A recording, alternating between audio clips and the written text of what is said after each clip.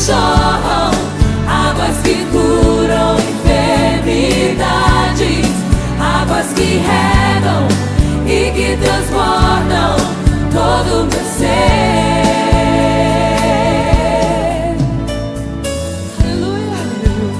Você quer ser curado? O Senhor está aqui querendo curar você com essa chuva. Aleluia.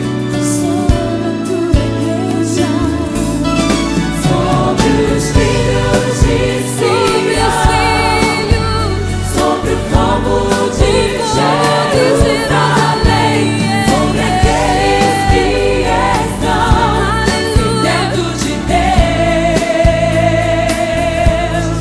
sobre os filhos de Sião, sobre o povo de Jerusalém, sobre aqueles que estão dentro de Deus.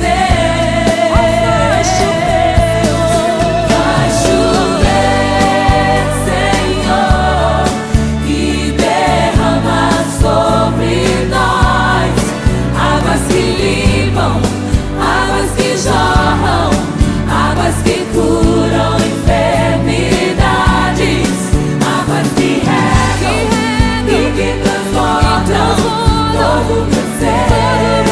A igreja do Senhor Jesus.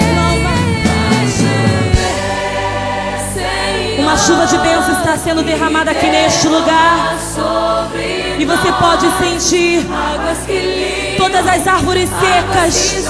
O Senhor tem profetizado, dizendo que vai tornar novamente verdes.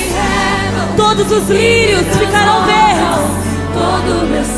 Você pode pedir ao Senhor nessa noite.